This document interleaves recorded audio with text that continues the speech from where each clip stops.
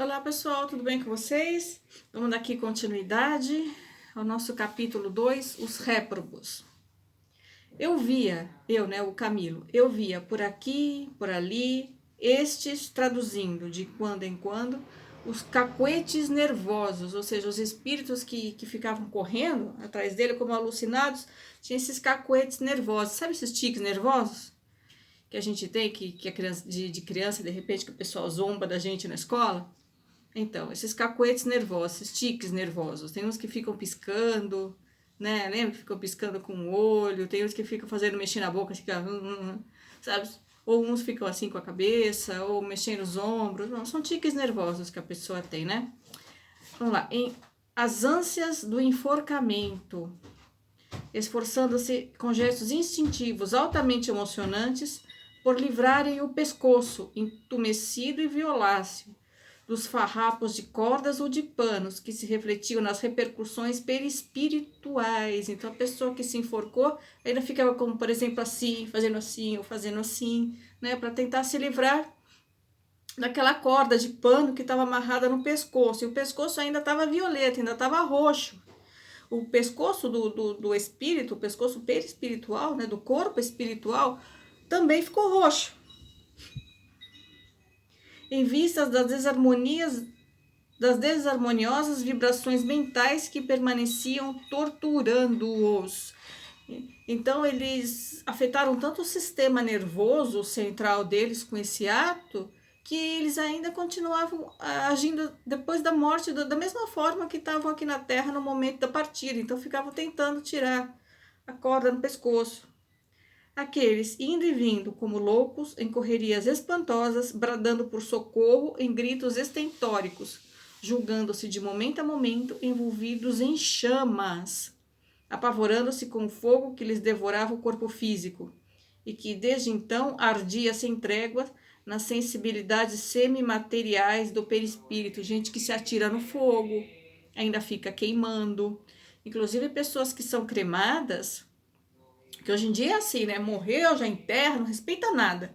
Parece que a filha é tão grande, né? Ou querem tanto ganhar, que morreu, já faz um velóriozinho ali rapidinho, no dia seguinte já tá enterrando, né? Gente, nem se desfizeram ainda os laços perispirituais, o espírito ainda tá sentindo tudo aquilo. Se for cremado, vai sentir o fogo queimando. Os espíritos superiores precisam proteger esse espírito, precisam fazer um cordão magnético em torno dele para que ele não seja afetado, para que ele não sinta a dor ainda da cremação e nem se sinta sufocado com falta de ar por causa do caixão fechado. Teria que esperar 3 dias.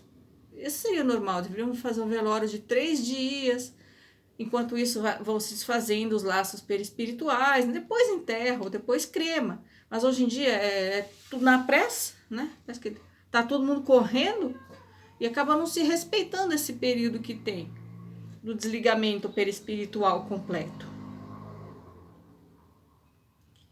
Esses últimos, porém, eu notava serem geralmente mulheres, ou seja, as mulheres eram as que mais se atiravam ao fogo. Eis que apareciam outros ainda, o peito ou o ouvido, ou a garganta banhados em sangue. Oh, sangue inalterável, permanente, que nada conseguia verdadeiramente fazer desaparecer das sutilezas do físico espiritual, senão a reencarnação expiatória e reparadora. Pessoas que dão tiro no pescoço, no ouvido, né, que enfiam punhais na garganta, tesouras, eles ficam com sangramento constante. Nada estanca o sangue. Só a reencarnação mesmo, provavelmente essas pessoas, mais que certo, né? Não provável, mais que certo, vão nascer com problemas de garganta, vão nascer com asma, dificuldade de falar, vão ter muito problema de, por exemplo, de garganta. Como chama aquela doença? A gente esqueci agora que dá. Difteria. É difteria? Gente, esqueci agora, me deu branco. É uma doença que dá na garganta, que fecha, que vai fechando aqui na garganta. Provavelmente a criança vai ser acometida dessa doença. Vai ter crises de falta de ar durante a noite. Desde pequenininho vai ser muito doente. Tais infelizes, além das múltiplas modalidades de penúrias porque se viam atacados, deixavam-se estar preocupados sempre a tentar estancar aquele sangue jorrante, né? Então viviam colocando a mão, tentando colocar a roupa, fazendo alguma coisa para o sangue parar, e o sangue não parava nunca, porque era o mental, né, gente? A mente dele ficou fixada nesse ato. Então o sangue não ia parar nunca, só pela mente que ia parar. Ora com as mãos, ora com as vestes, ou qualquer outra coisa que supunham ao alcance, sem, no entanto, jamais o conseguirem, pois tratava-se de um deplorável estado mental que os incomodava e impressionava até o desespero. A presença desses desgraçados impressionava até a loucura, dada a inconcebível dramaticidade dos gestos isócronos, inalteráveis, a que, malgrado próprio, se viam forçados.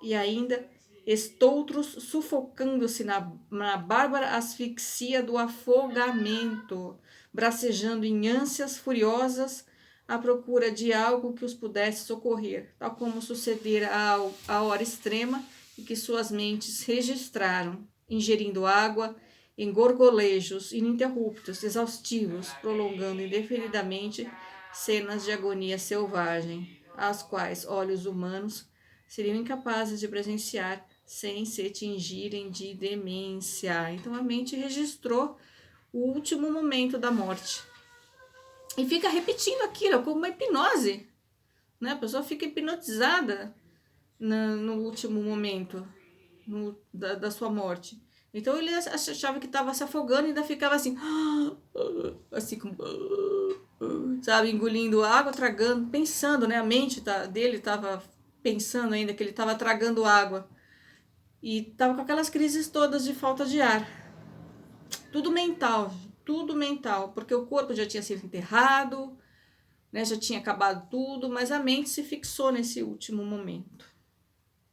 Porém, havia mais ainda, e o leitor perdoe à minha memória estas minudências, talvez desinteressantes para o seu bom gosto literário, mas úteis, certamente, como advertência ao seu possível caráter impetuoso, chamando a viver as inconveniências de um século em que o morbus terrível do suicídio se tornou mal endêmico. No século XIX, estava acontecendo o romantismo, o movimento literário era o romantismo. Camilo Castelo Branco era escritor, né, desse período do romantismo. As emoções eram exacerbadas, então se cometia muito suicídio por amor, geralmente por amor, ou por causa das doenças. Também tinha muita tuberculose, né? A metafísica da tuberculose diz que é uma doença provocada pela tristeza. E acontecia muito no século XIX, tanto que levou Chopin, né? Meu amado Chopin, meu querido Chopin, adoro Chopin. Então, ele também era do período romântico. As emoções todas exacerbadas, tudo à flor da pele. Na música, na literatura, nas artes, tudo à flor da pele, tudo exacerbado. É óbvio que culminava em suicídio, né? Hoje em dia não é tanto por amor, mas hoje em dia é mais por desespero, né? Por desespero, por perda de trabalho, porque a pessoa não vê saída para suas contas, porque como as coisas estão tão caras, né? As coisas, muita crise mundial, as coisas caras, então as pessoas ficam sem trabalho e acabam ficando desesperadas, né? Como é que vai sustentar a família, como é que vai se manter. Hoje em dia o que mais provoca suicídio é isso. E os adolescentes também, né? Pela excessiva cobrança dos pais, às vezes, ou por causa das drogas. Né? Naquela época não tinha esse problema de droga, né? Maconha, cocaína, tal, como tem hoje em dia. Naquela época era o exagero mesmo das emoções. Hoje é mais droga e o desespero por causa do trabalho. Acho que poucas pessoas cometem suicídio hoje em dia por causa de romance. Hoje em dia parece que a fila anda tão rápido, né? Vai um, vai outro, tão rápido. Vai um, vem outro, assim, tão rápido que não se respeita nem quem partiu. A pessoa partiu, um mês já tá morando com o outro. Coisa de louco hoje, né? Num dia morre de amor, no outro dia já tá com o outro. Coisa de louco, como você disse. Bom, vamos lá. Não pretendemos, aliás, apresentar obra literária para deleitar gosto e temperamentos artísticos, ou seja, o que ele escreveu não é um romance, né? Está escrevendo para contar fatos que realmente aconteceram. Cumprimos um dever sagrado, tão somente procurando falar aos que sofrem, dizendo a verdade sobre o abismo que malvadas seduções há perdido muita alma descrente em meio dos desgostos comuns à vida de cada um.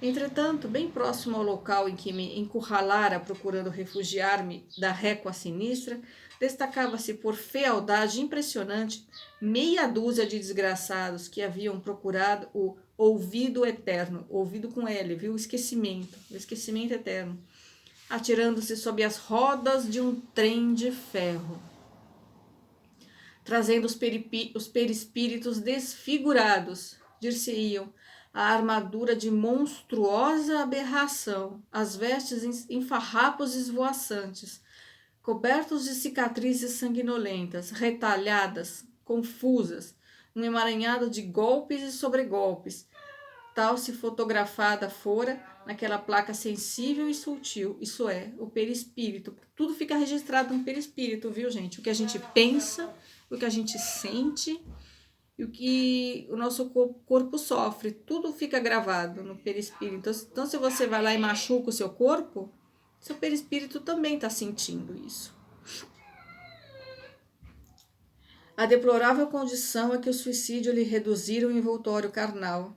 Esse templo, ó meu Deus, que o Divino Mestre recomenda como veículo precioso e eficiente para nos auxiliar na caminhada em busca das gloriosas conquistas espirituais. Dê uma olhadinha aqui, pessoal, na minha playlist sobre o corpo na iluminação, o papel do corpo humano na iluminação. Vocês vão ver que no plano espiritual existem modelos do corpo, tanto masculino quanto feminino, com aquele sistema nervoso lindo, sistema tudo elétrico, brilhando, as glândulas todas, a pineal azul, reluzindo, muito lindo, com muita perfeição. Sabe, os mentores trabalham com tanto esmero, com tanto carinho, com tanto cuidado na produção do nosso corpo, e a gente chega aqui e é esse descaso, achando que é só matéria, que é só um pedaço de carne. Não é assim, né, gente? Foi feito tudo com tanto amor, com tanto carinho. Procurem ler Os Missionários da Luz. Enlouquecidos por sofrimentos superlativos, possuídos da suprema aflição que atingir possa a alma originada da centelha divina. Nossa alma veio da centelha divina, é um pedacinho, é um átomo de Deus que está dentro de nós. Isso não é poético, gente, realmente é um átomo. Existe um átomo divino dentro de nós, representando aos olhos pávidos do observador o que o invisível inferior mantém de mais trágico, mais emocionante e horrível. Esses desgraçados uivavam em lamentações tão dramáticas e impressionantes que imediatamente contagiavam com as suas influenciações dolorosas quem quer que se encontrasse indefenso em seu caminho, o qual entraria a coparticipar da loucura inconsolável de que se acompanhavam, ou seja, na verdade, um se contaminava com o outro. Isso acontece aqui na Terra, quando você convive muito com uma pessoa, você acaba se influenciando pelas ideias, pelo comportamento. Se você não tem sua própria opinião, sua própria personalidade, se você não é vibracionalmente mais forte, você se contamina com a pessoa. Às vezes, pessoa de mau humor, nossa senhora, deixa todo mundo mal-humorado, né? E ao contrário, aquela alegre, feliz, leva alegria para todo mundo. Isso acontece lá também. Pois o terrível gênero de suicídio, dos mais deploráveis que temos a registrar em nossas páginas, ou seja, esse de se atirar no trilho de trem, abalara-lhes tão violenta e profundamente a organização nervosa e sensibilidades gerais do corpo astral, congêneres daquela que traumatizara todas, entorpecendo, graças à brutalidade usada, até mesmo os valores da inteligência, que por isso mesmo jazia incapaz de orientar-se, dispersa e confusa, em meio do caos que se formara ao redor de si. A mente edifica e produz o pensamento, Já bastantes vezes declararam: é criador e, portanto, fabrica, corporifica, retém imagens por si mesmo engendradas, realiza, segura o que passou e, com poderosas garras, conserva o presente até quando desejar. Tudo é mental, né, gente? Dê uma olhadinha na playlist sobre as leis herméticas. Vocês vão ver que tudo é mental. Tudo vem primeiro da mente. Cada um de nós, no Vale Sinistro, vibrando violentamente e retendo com as forças mentais o momento atroz em que nos suicidamos, criávamos os cenários e respectivas cenas que vivêramos em nossos derradeiros momentos de homens terrestres. Tais cenas, refletidas ao redor de cada um, levavam a confusão à localidade, espalhavam tragédias e inferno por toda parte, se viciando de aflições superlativas os desgraçados prisioneiros. Assim era que se deparavam aqui e ali, forças erguidas, baloiçando o corpo do próprio suicida, que evocava a hora em que se precipitara na morte voluntária. Veículos variados, assim como comboios fumegantes e rápidos, colhiam e trituravam sob suas rodas míseros tresloucados que buscavam matar o próprio corpo por esse meio execrável, os quais agora, com a mente impregnada do momento sinistro, retratavam sem cessar o episódio, pondo à visão dos companheiros afins suas hediondas recordações. Tem uma notinha da médium aqui. Em várias sessões práticas a que tivemos ocasião de assistir em organizações espíritas do estado de Minas Gerais, os videntes eram concordes em afirmar que não percebiam apenas o espírito atribulado do suicida comunicar-se, mas também a cena do próprio suicídio, desvendando-se às suas faculdades mediúnicas o momento supremo da trágica ocorrência. No plano espiritual, gente, o pensamento ele é visível. Todo mundo vê o que você está pensando. Porque a mente, ela libera plasma. E esse plasma forma imagens ao redor da pessoa, no plano astral. Nós aqui estamos escondidos nesse corpo físico, por isso que a gente não vê. Mas no plano astral, nosso pensamento é visível. Então lá, o que você pensou, todo mundo fica sabendo. Então, esses espíritos, rememorando o momento do suicídio, todo mundo ficava sabendo o que tinha acontecido com eles. Rios caudalosos e mesmo trechos alongados de oceano surgiam repentinamente no meio daquelas vielas sombrias. Era meia dúzia de réprobos que passava enlouquecida, deixando à mostra cenas de afogamento. Gente, aquilo lá, vocês lembram que aquilo lá era um monte de caverna? Um chão todo lodoso, mas de repente aparecia um rio, parecia um mar, porque se plasmava aquilo no ambiente. Assim é o nosso pensamento, plasma imagens em torno de nós, e essas imagens com o tempo, elas vão se tornar reais na nossa vida se a gente mantiver esse pensamento vivo.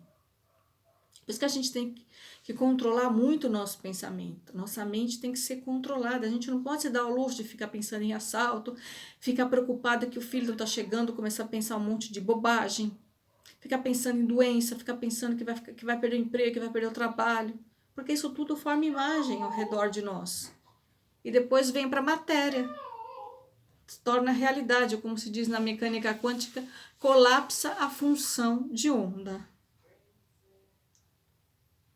deixando à mostra cenas de afogamento, por arrastarem na mente conflagrada a trágica lembrança de quando se atiraram às suas águas. Homens e mulheres transitavam desesperados, uns ensanguentados, outros estorcendo-se no suplício das dores pelo envenenamento, e, o que era pior, deixando à mostra o reflexo das entranhas carnais, corroídas pelo tóxico ingerido, enquanto outros mais, incendiados, a gritarem por socorro em correrias insensatas, traziam pânico ainda maior entre os companheiros de desgraça, os quais receavam queimar-se ao seu contato, ou seja, a pessoa ainda tinha o fogo todo em volta dela.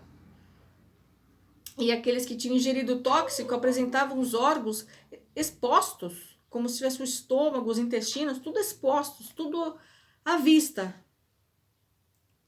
Todos possuídos de loucura coletiva, e coroando a profundeza e intensidade desses inimagináveis martírios, as penas morais. Além de todo esse sofrimento, ainda tem o remorso, né, gente? O remorso. Os remorsos, as saudades dos seres amados, dos quais se não tinham notícias, os mesmos dissabores que haviam dado causa ao desespero e que persistiam em afligir. E as penas físico-materiais, a fome, o frio, a sede, exigências fisiológicas em geral, torturantes, irritantes, desesperadoras. A fadiga, a insônia, a depressora, a fraqueza, o delíquio, necessidades imperiosas, desconforto de toda espécie, insolúveis, a desafiar impossibilidades de suavização. Nada amenizava tudo isso, gente, nada acabava com esse sofrimento.